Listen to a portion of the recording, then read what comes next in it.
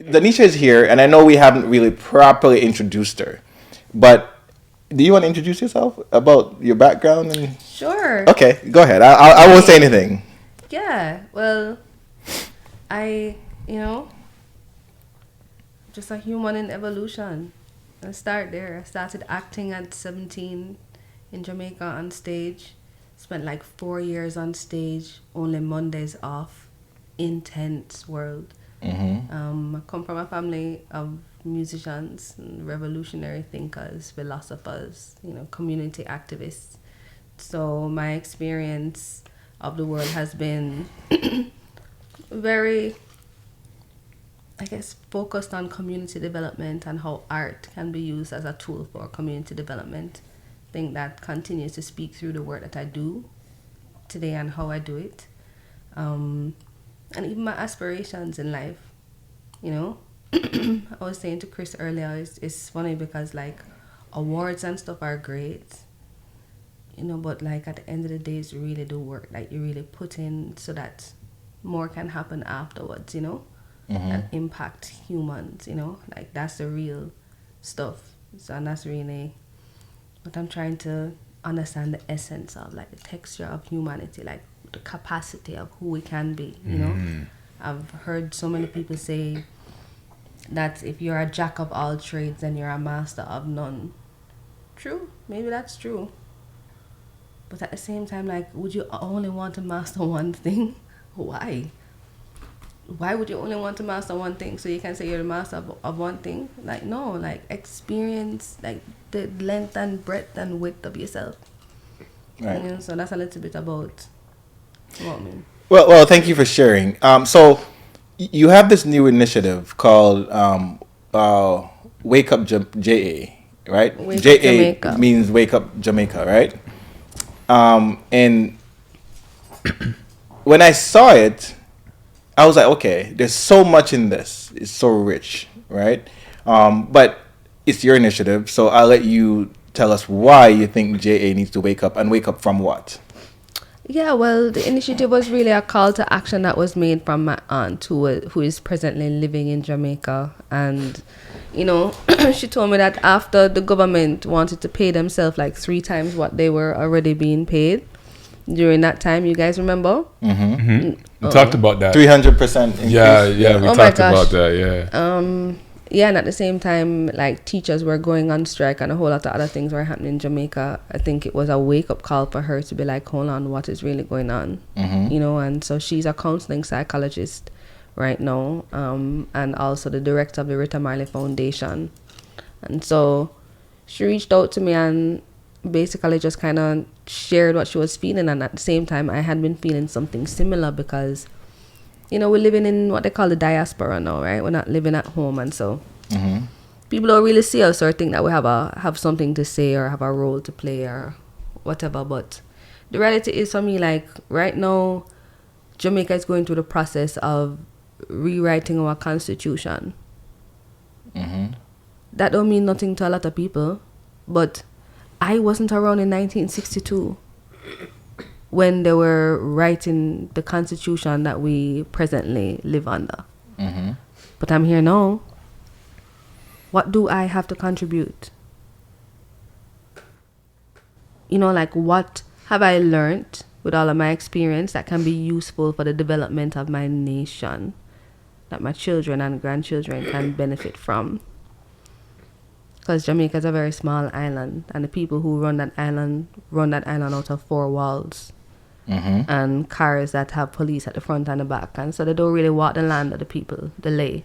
And when they travel to take pictures and go to conferences and listen. But that's why for me I really think that the role of the artist is so deep. What do you think is the main issue with Jamaica, if you can narrow it down to one or two things? That's too broad of a question. What is the main issue of Jamaica? I mean, I think that we still operate like we're a colony. Right. But do you think the main issue, and let me kind of make it more specific. Do you think the main issue is coming from a governmental perspective, or do you think it's coming from a people's mindset perspective? Again, the main issue is that we still operate like we're a colony. From what perspective, though? From all the perspectives. How the people see themselves, how the government see the people, how the world sees Jamaica. Like, Jamaica's biggest thing right now is tourism. Like, are we still sailing around the world to see where's our favorite place to go on vacation? And it's still Jamaica? Like, how come we're not farming some more? Our next biggest thing is export. When's the last time you went shopping in the supermarkets in Jamaica? Bro. The last time I was there was super expensive. Yeah, like, if we can't eat, how people down there eat? Why are people not farming? Right. Where are the production spaces? Why are people not? We're artists. We're artisans by our hands. Why aren't we using our hands more? Why are we not making shoes, making clothes, making more craft? What the hell is going on with everything made in China? So like all of those things are huge red flags for me, because we're still operating like we are a colony. But even after we were a colony, we kind of went into some of those things that you're talking about and didn't work. Okay, and so we don't try it again. No, I'm not saying not to, but I'm saying we did go into, at one point, agriculture was the main export, right? Agriculture was the main industry in Jamaica. Tourism was second. Yeah, but the reason why we're in these situations are also because of contracts that we've signed with the IMF and all of these international bodies. Michael Manley talked about that. Again, treating Jamaica like we're a colony. Call it like it is. Why are we playing around? Call it like it is.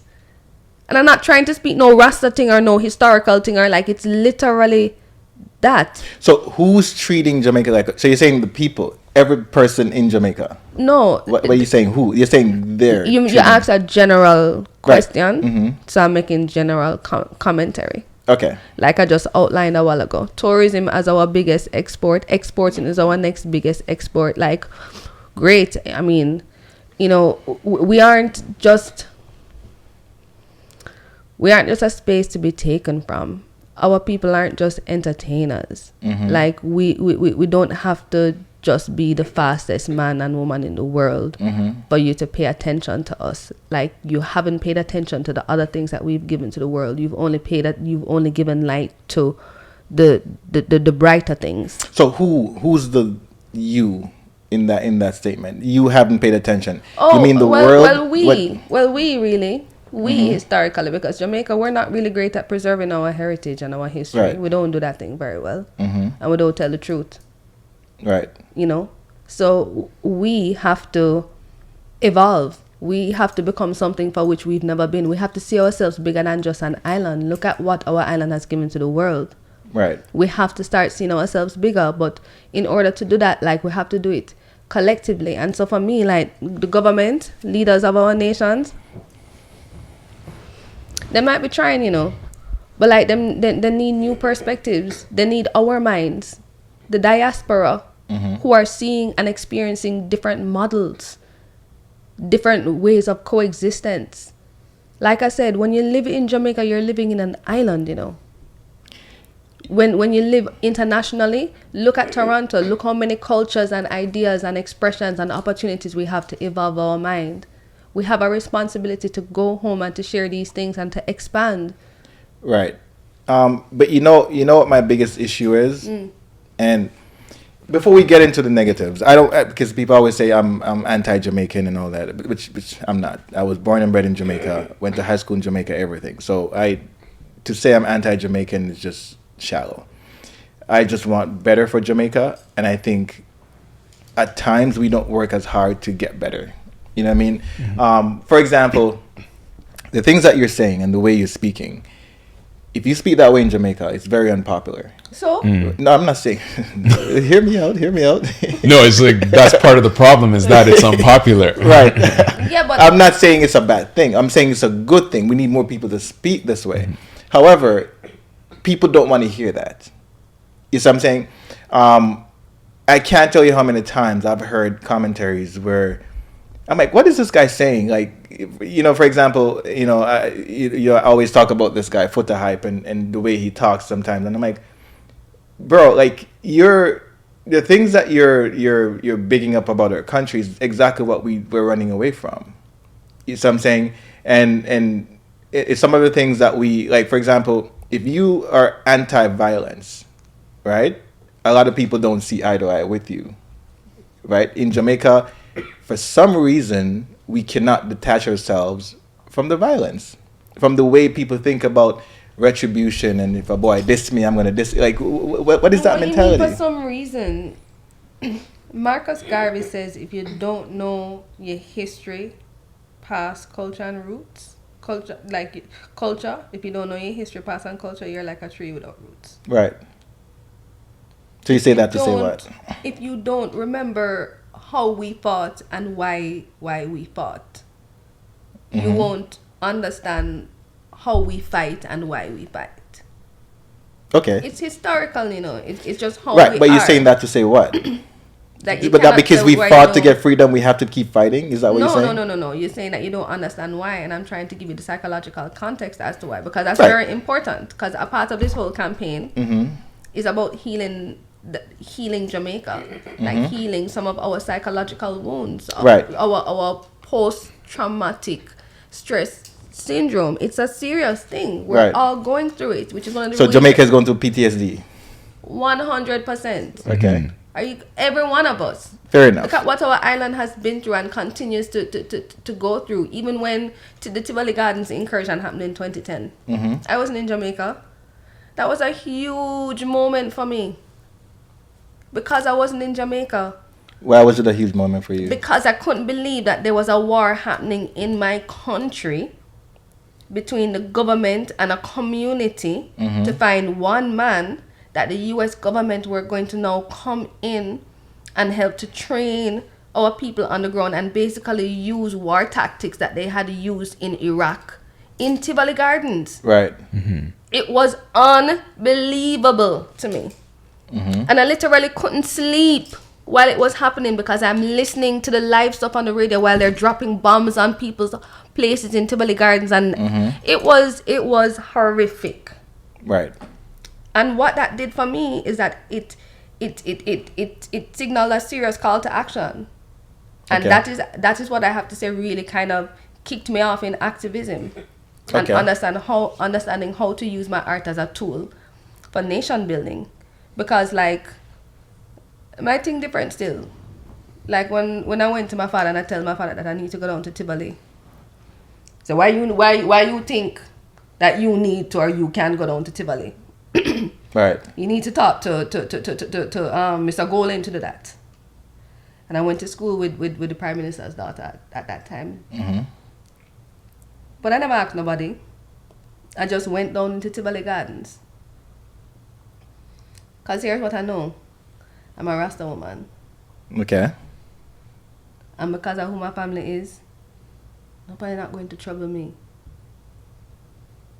So that gives me a very unique opportunity to maybe do some work.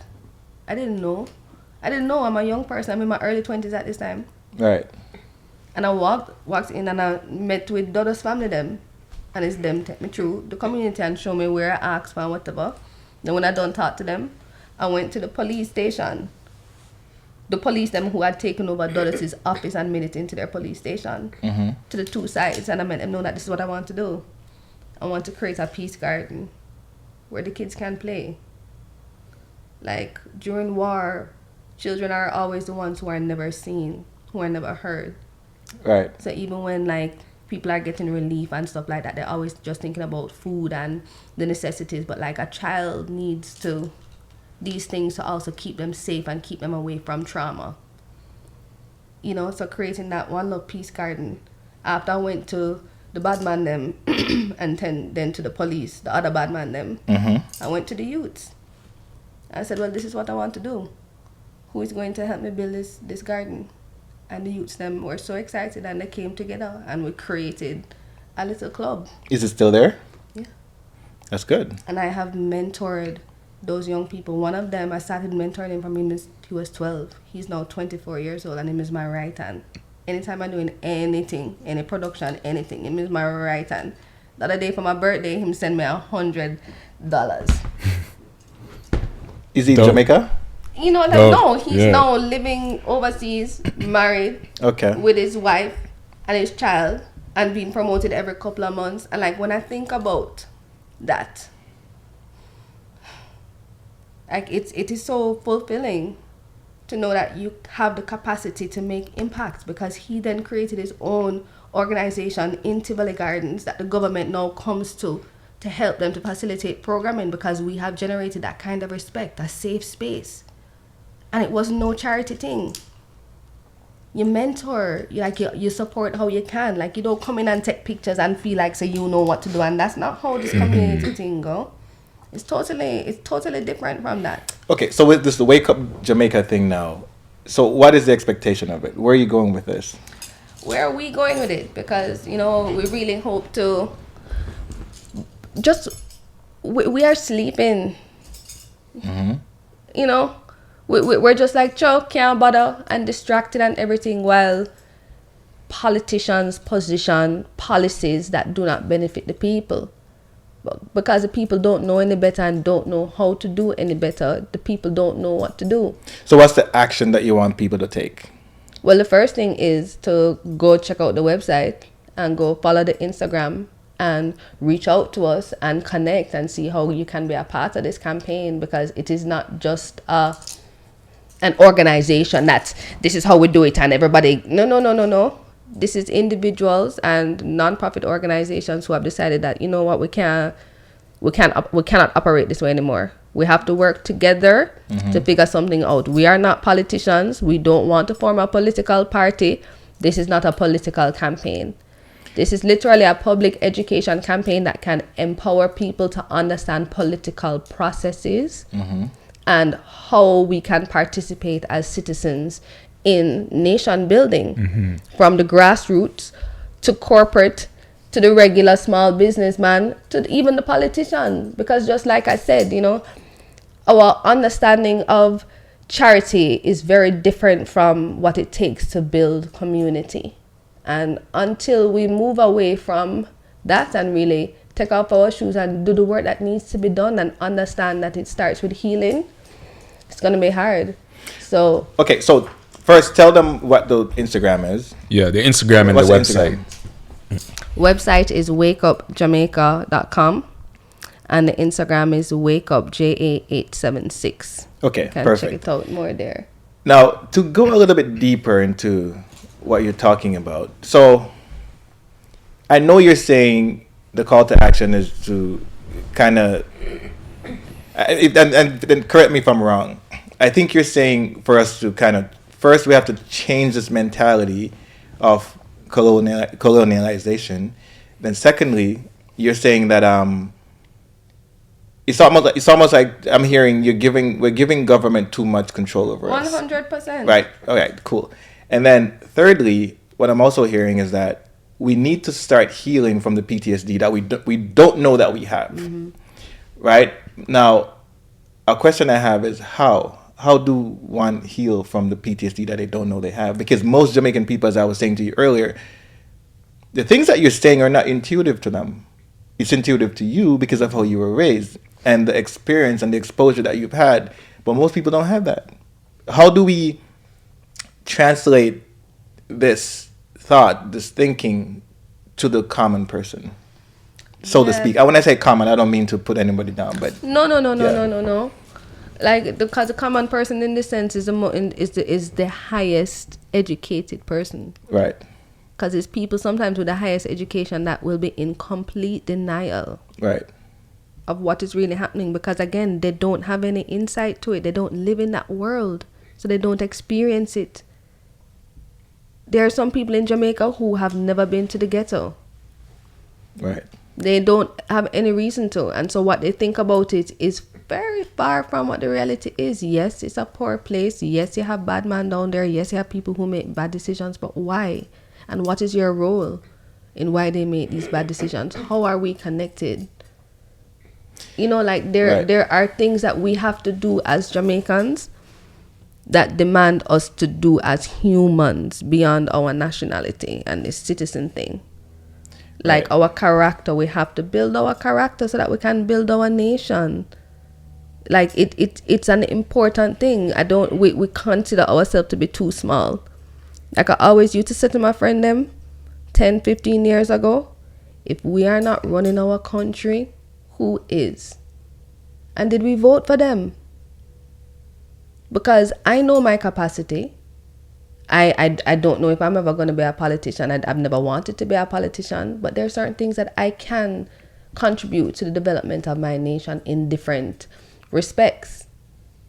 Like I always question, if you could be the minister of any government department or whatever it is, which minister would you be? What are some of the things that you would offer to the nation from your position? Like, we should be thinking about it in these ways. So let's make that question real. Answer your questions. What minister would you be, and what's one thing that you'd implement right away? Well, I mean, first I have to be prime minister. Like, you know, I would have to be prime minister, because you need a position where you can make the executive decisions and build a team that can help to form that decision-making strength. The second is I would be the Minister of Education. Right. Youth and culture, education, youth and culture. That is how them used to position it, and that is where I would see myself. Why? Because I would also include media in that. Because I think education and media in this world today have to be in the same space, have to be considered the same way. Right. Because especially with COVID happening the other day and people realizing that everything can be virtual, including classes and all of that kind of thing. Now people are talking about not teaching writing in school anymore, handwriting, because it's no longer necessary because everybody's now doing this. Mm-hmm. Right. Yeah. You know, so we need to be considering that. So that's one of the first things that I would do. Make education and media the same thing, the same strength, and considered in the same way. You know, and I think that would help a lot with what we put on our television as well. If we consider our media in our nation as education, there's certain shit that's not going to go on our television. And that's going to impact our culture. Because then you're going to have artists who are not going to be able to sing the same shit anymore. Because they have no platforms to play it on. Because there are policies that prevent that. I was in Kenya in 2010. And we were doing a documentary called 50 Days in Africa. Myself and my production partner, Michael Kushney, and Kelisa, who is a musician as well. And there was a Jamaican group, I don't remember their name, but they're like a dancehall group. And they came out with a song and a video that the government banned in Kenya, because people were calling into the radio to say that they thought it was going to make the girls them start to break out too much. Now, people might think that that's a backward thought, but this is how much power the people had, that they could call on their media houses to advocate for the education of their children, that they didn't want that on their TV stations. It didn't happen the other way around. Right? It was the people who demanded what they wanted on their television stations. It wasn't the television station who decided what the people were going to get. So, like, education and media have to be looked at in the same breath right now. Right.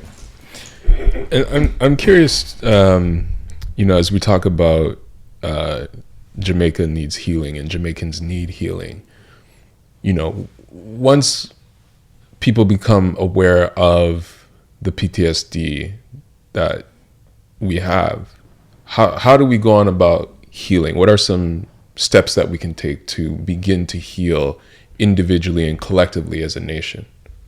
Well, I think, to be very frank, like, there are just a lot of self-help, healing, do-it-yourself tips that you can find all over social media. They pop up on your screen all the time. Save them. Check them out. Do your own research. Like, create your own curriculum for healing. But what would be a collective thing that you, as a visionary mind, as a young Jamaican, you grew up partially in Jamaica? I grew up my whole life in Jamaica. Well, you live here now. Yeah, for the past 7 years. Okay, so you grew up, most of your young life you spent in Jamaica, but your experience isn't the typical Jamaican's experience. True. So to speak, right? But now you, and that leads me to a second question I'll ask after. But what are some of the things that, to piggyback Chris's question, yes, there are some self-help things that you could do, but collectively, what is something that you could suggest to people to say, hey, do this, because this is what I'm doing. This is where my passion comes from, right? Because you don't have to have this passion, and you do. No, and not everybody will discover this passion in this way for this thing. Right. People have different roles to play at different times and all of that kind of thing. But you ask, what can we do collectively to heal? I mean, reggae music is a collective healing. For me, going to concerts, there's something so beautiful in going to a reggae concert. Like, that is healing. And when you say reggae, just to be clear, because most people have it, I don't think they, especially in this side of the world, when they hear reggae, they just group everything together. You're talking about reggae, not dancehall. Yeah, Jamaican music is very dynamic. We have different types of music in Jamaica. Reggae is one type. Dancehall is another type. Right. Even roots is another type. Dub is another type. Ska is another type. So this is me just listing out a few so people have something to reference. Right. But when I say reggae, just don't confuse yourself. I remember one time there was a concert at Cool House. Right, and it was Richard Spice was on stage performing, and I remember Richard Spice is one of my favorite artists, and I remember I felt like, okay, I've never seen him perform. I'm gonna actually take him in. You know what I'm saying? I listened to his songs my whole life growing up. I'm gonna actually be present in this moment, and when I was watching the performance, I felt a vibration. I felt removed from where I was standing, and I was like, "Wow!" I never thought this was possible. You know what I'm saying? And he wasn't. To be honest, as an entertainer, he's not very interactive. He's not going to talk to the crowd and say, "Hey," he's just singing his song. He's so spiritual. He's just singing his song, and he's just holding a vibe, and he's just there. You have to be able to appreciate that and be present in that moment to really, really get it. Most people who were there were just antsy and just not paying attention, but I was like, wow. And to your point, this stuff, if we take it seriously, because how many more cultures can we go into to find this kind of spiritual movement, right, that we're not really paying attention to? 100%. How many more cultures can we find it in? And we have it, we're just not paying attention to it. It's just not important to us. Yeah. You see what I'm saying? So as you're saying, the music is one form we can collectively do this PTSD. It's you know what I mean? Culture. It's not just the music, it's our culture too, farming more. Right. Farming more is the next thing too. Planting. Like, in your lifetime, in all of us who is listening and watching, how many seeds have you ever planted? I've never planted any. Really? I've never planted anything. Dang. But how many times do you eat? How many times a day? 4 times a day, at least, sometimes 5. So you see what I'm saying? Like, think about that for a second. You've never planted a seed in your life, but you eat 4 or 5 times a day. Like, our culture used to be that if you want to eat, you're going to have to plant and farm. And if you want to eat that chicken, you're going to have to kill it. You want to eat that cow, you're going to have to kill it. Like, do we have the wherewithal to do these things? But not everybody can be a farmer, though. I understand that, but what I'm saying is that survival. I mean, I'm just, you're everybody talking has about, a role. Right, you're talking about the base things. Right. The healing. Challenge yourself to do these things. And you'd be surprised how you confront yourself. It doesn't mean that it has to be your entire life. Right. But maybe go to a farm one day. See if you can witness it. Or you know what I'm saying? Like, put yourself in these different experiences to challenge yourself to grow intentionally with the intention of being something that you can contribute to the world. Right. So the Wake Up Jamaica initiative is just to bring awareness to the fact that we're sleeping, and you're just saying wake up, and these are the things. Some of the things that we spoke about earlier are some of the things that you can wake up to. Right. Am I correct? And to do. Right. And also to act collectively. Like just like how we're having this conversation here. It's intentional. we could have talked about one bag of bullshit Right. all day. Right. But the fact that you created space on your program to speak intentionally about this is a contribution too. Right. And it also may be a consideration and reflection on you as well. You know, that you might now start to think, okay, well, I have a platform. There's more that I can do than just Deep.Organic.Phuckery. Right. You know what I'm saying? Like, really consider what we can do. You're a filmmaker.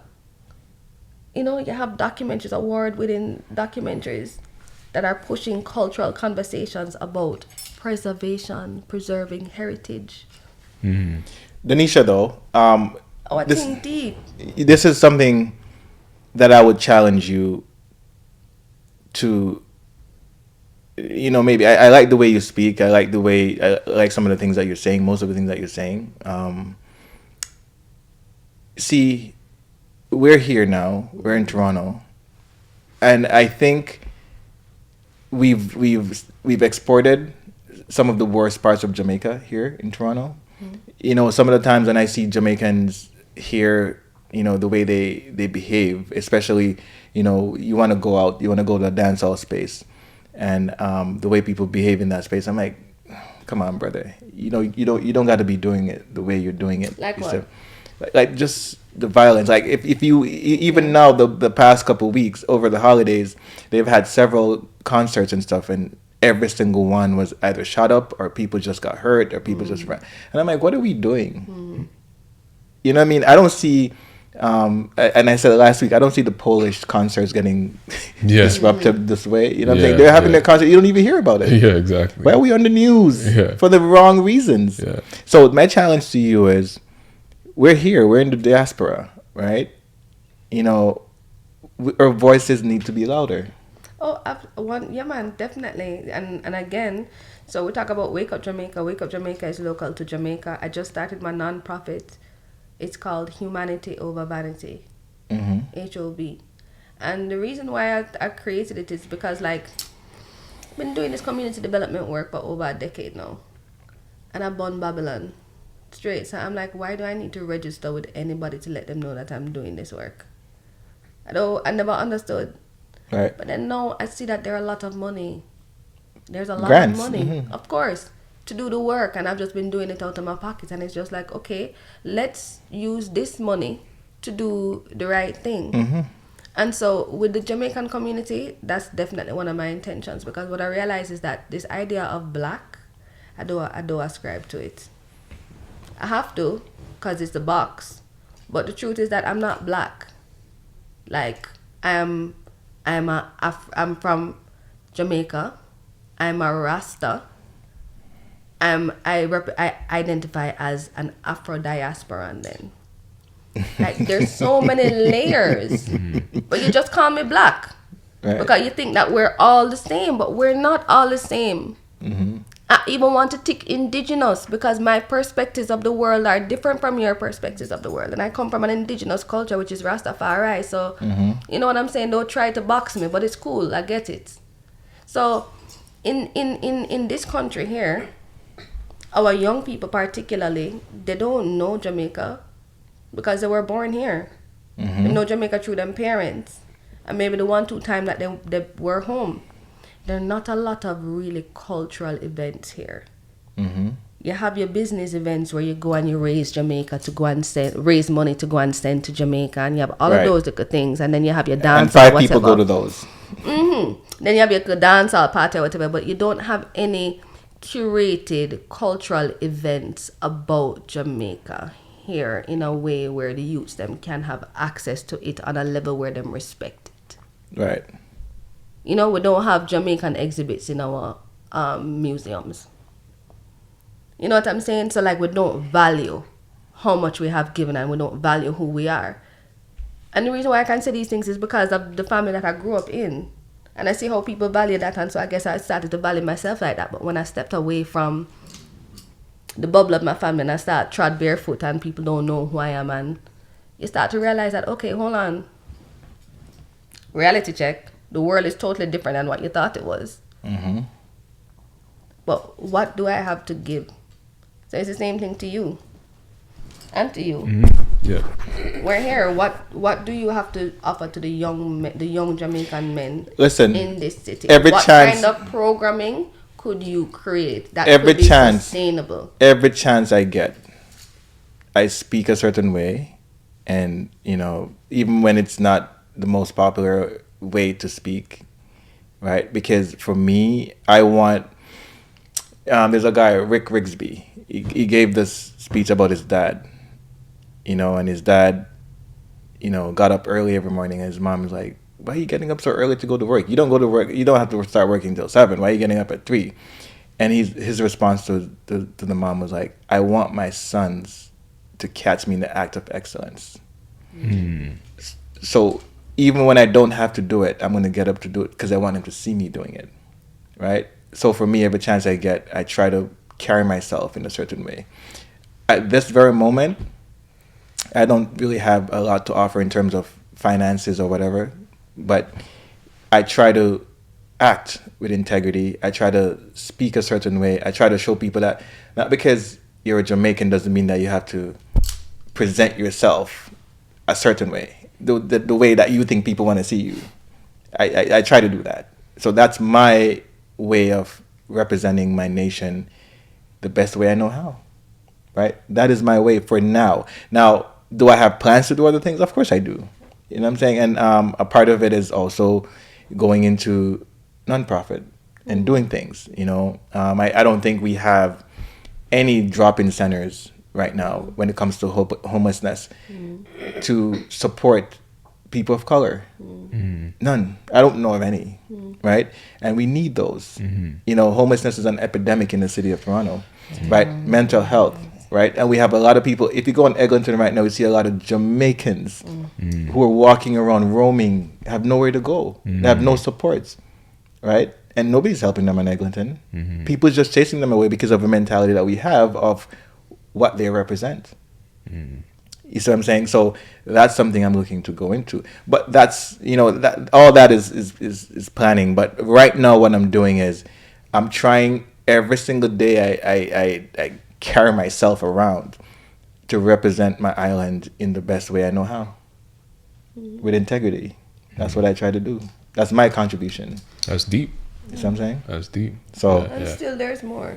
Yeah. I do want to plug one thing, because the AGO right now, the Art Gallery of Ontario right now, they do actually have a British Caribbean art exhibit. And I'm hoping to get to go there before I'm out to Vancouver. It's not specific to Jamaica, but British Caribbean islands, and it's artwork since, I don't know how far back it goes, but it's a timeline of artwork over, I believe, the last 100 years from different parts of... It's called Life Between Islands. Is that well, that's the name of this...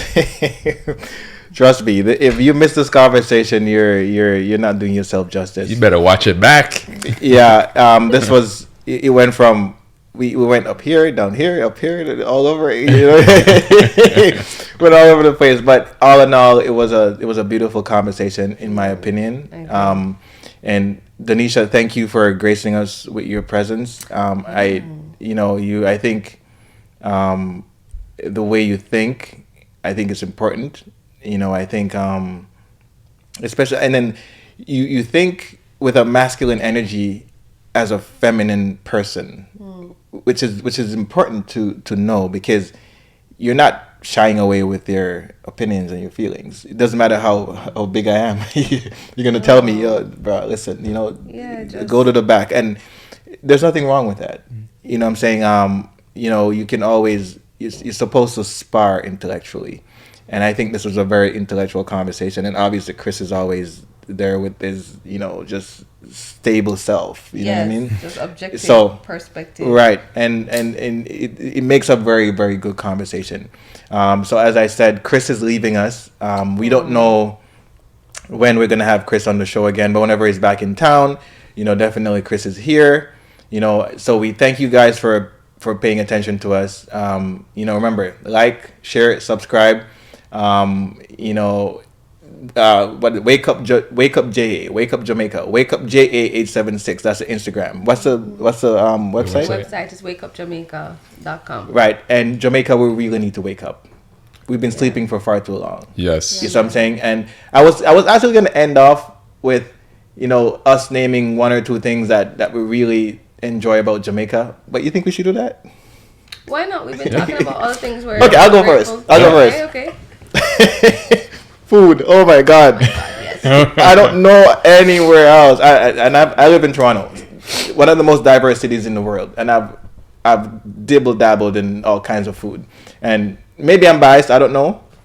Jamaican food is the best, right? Nothing beats it still. Rice and peas. Oh my God. So don't even get me started. Food. One thing I like about Jamaica, and I don't know if I could qualify it in one word or a phrase or a title, but there's an energy you get when you're around Jamaican people that it's a wide range too, because it could be super violent, super fun, all in the same hour. Right? And I hope you're not talking about me.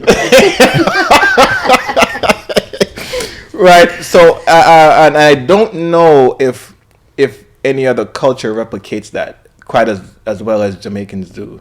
And if you think I'm lying, go watch a domino game with 4 Jamaicans. Real. Test it out and you'll see what I'm talking about. Go to a fun dancehall space and watch everybody dance.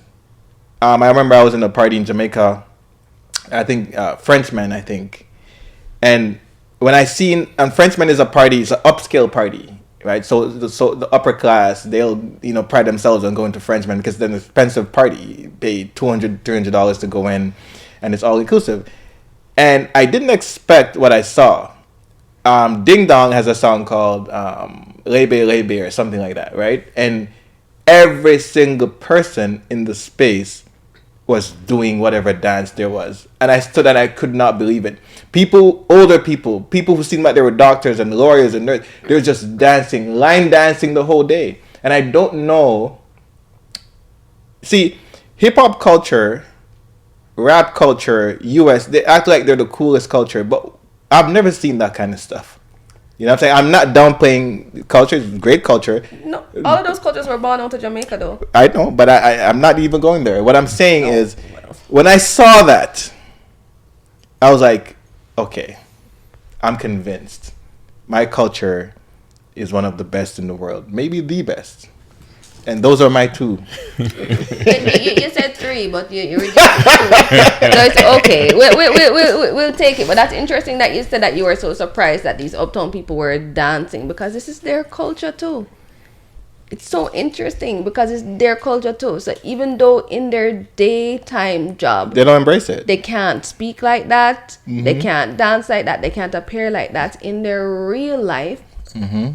That is what them love, because it's our culture. Mm-hmm. So we need the healing, because this disconnect from this colonial way of being, again, it's not working out.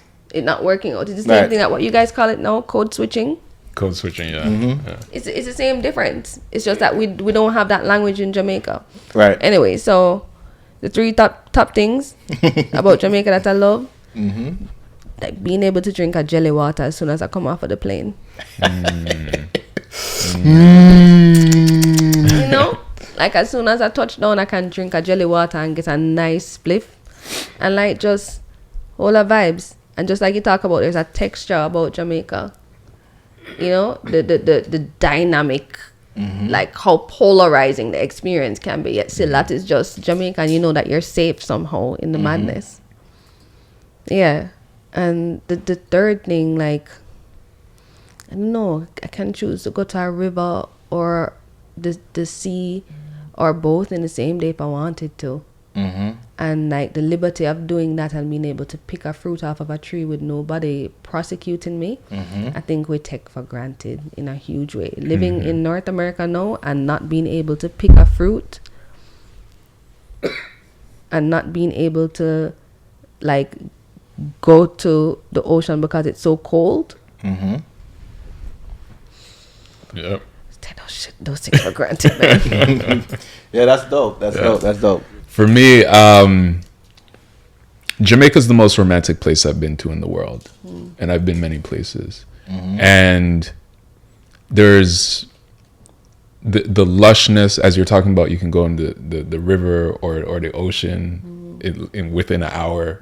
You can go to the mountain in another hour. You know what I mean? And I really love kind of just geographical landscapes and whatnot. And Jamaica and its richness and its lushness, for me, it's the most. People will say Paris and these kind of, let's say, more mainstream kind of places, but for me, it's Jamaica. Jamaica's the most romantic place I've been to in the world. Beautiful. This is the most beautiful place I've been to in the world. And the richness of the people. So similarly to what you guys are saying, the richness and the texture. It's like, whenever you just see something online and it's like, boy, there's nobody like Jamaican people, just the richness, the diversity in Jamaican people.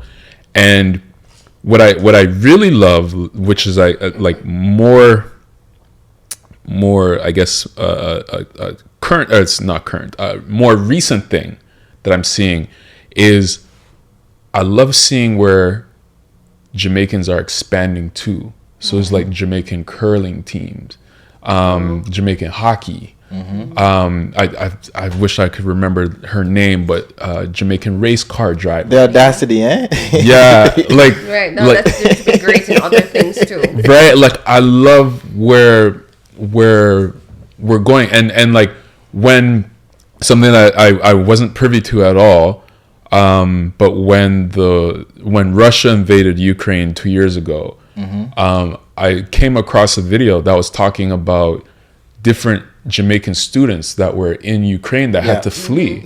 And as horrific and crazy as those stories were, what I got from that is like, oh, Jamaicans are in Ukraine studying. Where else are we that like it's not really broadcasted like that, Everywhere. We're everywhere, right? So I just love where the spaces, like physically, like geographically, physically, dimensionally, that we're expanding to. And I want that to continue to happen. And when you truly appreciate that, go to Saskatchewan. Oh Lord, no. And you see, when you're there and you see a Jamaican person, you don't care who it is. You're like, oh my God, we're best friends. Right? We got a par. Let's par. Right? You two could have been enemy if you got down the in street. Toronto, you'd be the biggest enemies ever. You probably wouldn't be in the same boat.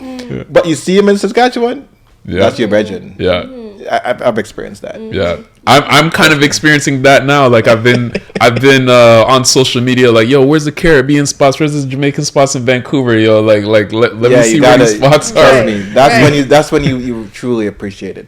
But thank you guys for sharing, and thank you guys for watching, right? And every support we appreciate. 1 to 100. So until next time, Deep.Organic.Phuckery, and we're out. Queens forever. One love. Big up girl hand.